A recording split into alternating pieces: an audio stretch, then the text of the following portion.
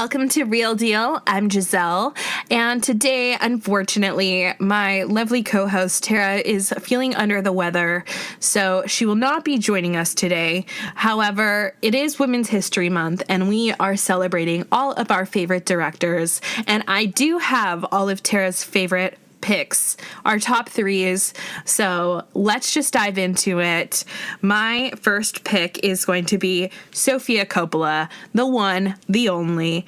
She is truly just a visionary, a dream girl. She knows how to capture the essence of the female spirit, and I just love her. She has the Coppola royalty baked in, and that's why we love her. She has directed things recently like Priscilla, other hits of hers, The Bling Ring, Virgin Suicides, Marie Antoinette, and literally like tens and tens more.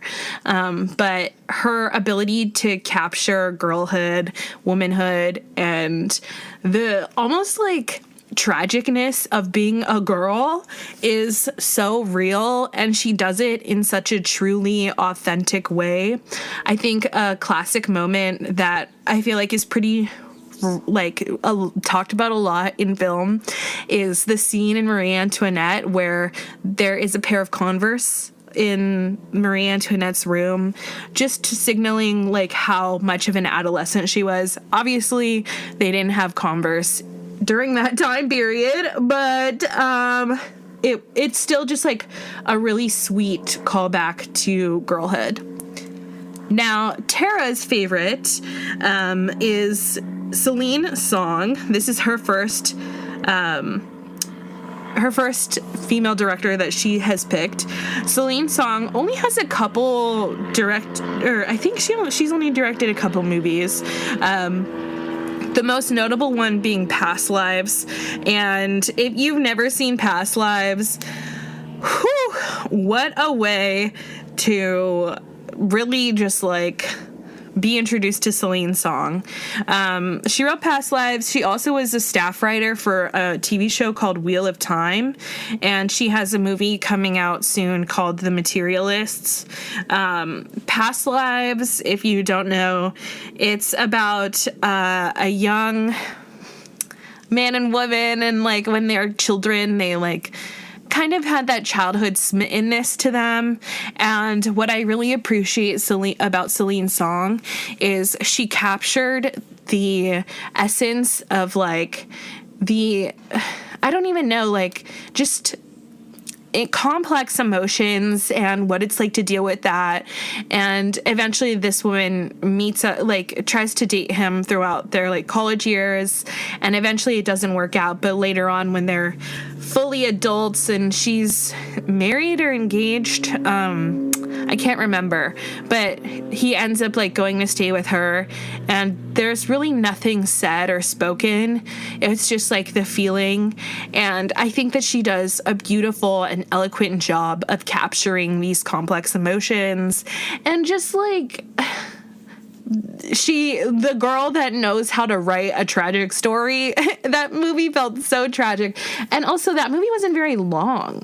It was like truly just heartbreaking, but also real. Like the husband to the woman in the movie, he's like incredibly like very compassionate of him to just like have his wife almost like, I don't know, silently rekindle this connection with this man, and he just like lets it happen because he knows how much this connection means to her, and he is like kind to this guy, even though he does feel like a bit of jealousy. But like, of course, you know, who wouldn't? And I think that she captures this really complex levels of emotions, and, you know, being level-headed about it. Like, no, we're adults. I don't even know you. Like, we live our own lives, but also tapping into those nostalgias and really being able to have you feel and like be hit by those emotions in your home or in the theater. You know,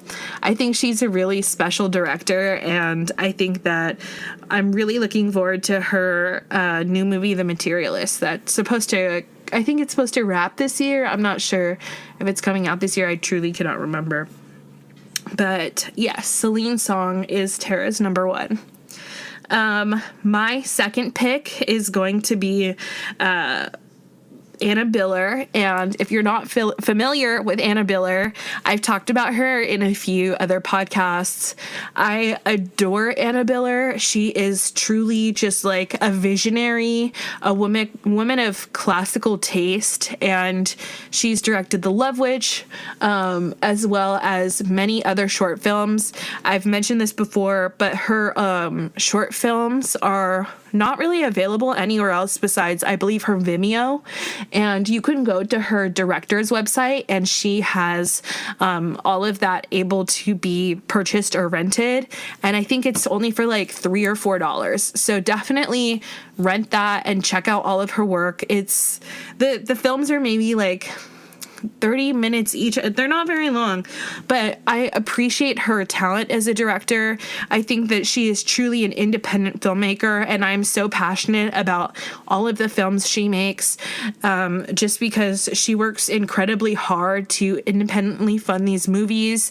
She does the set design, she does the costume design, not only design, but also she constructs all the wardrobes, the curtains, everything. She gathers herself and makes herself, does the makeup herself, the hair herself. She's like truly just like the epitome to me of like a fucking artist. And I appreciate her and adore her and love her. And if I ever got to meet her, I would just like tell her like how much she brings me joy. I think she does an amazing job of capturing sensuality in women and promiscuity in a fun way that doesn't belittle women and doesn't like look down upon them.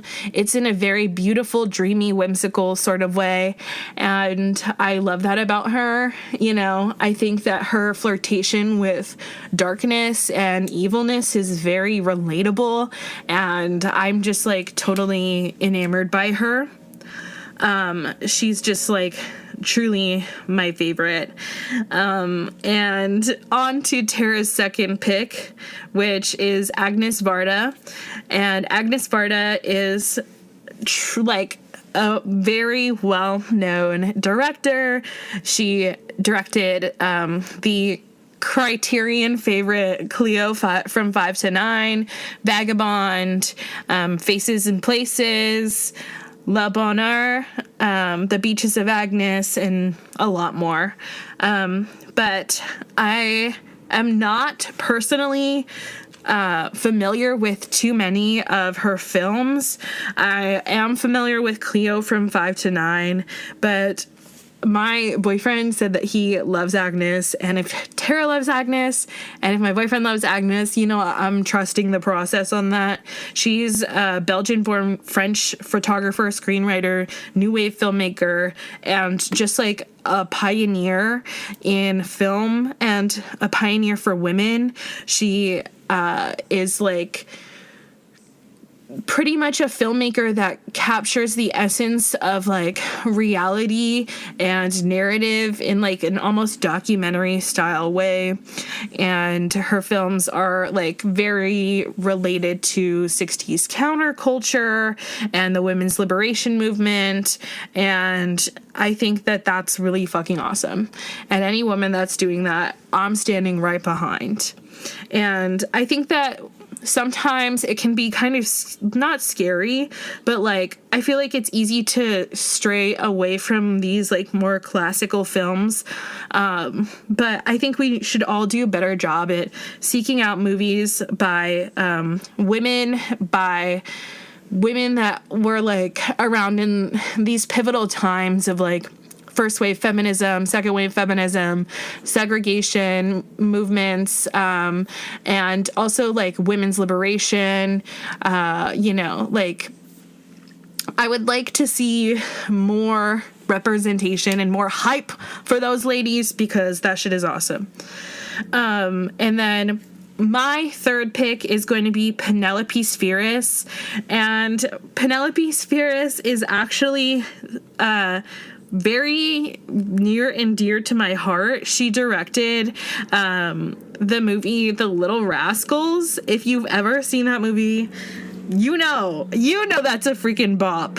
And I just like truly appreciate her joy. She also directed Wayne's World, Suburbia, The Boys Next Door, like the Beverly Hillbillies. She is like a classic 90s director, and I just really like her. I think that particularly Suburbia, Wayne's World, The Little Rascals, and then the Beverly Hillbillies, I think that those were all like super funny, like joyous movies. And I think that so many times those like more entertaining, funny movies are credited towards men. And it's really awesome to see a female in that space that's directing like comedy classics. And I would like to see more women in comedy classics, and I think that we have with movies like Bottoms, for example, with, just people that like want to have like a good time.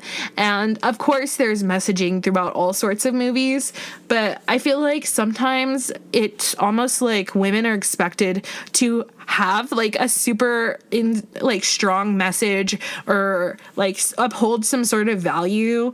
But I really appreciate that she was dedicated to having fun, and I think that her style is really diverse and really transcends like the idea of like what female art should be. And I think that female art can be comedy, and I really like truly just appreciate that about her. And I think that she is like so smart for creating movies like that. The last director that we will be talking about today is Terra's last favorite pick, and that is Ranganyo Nyoni.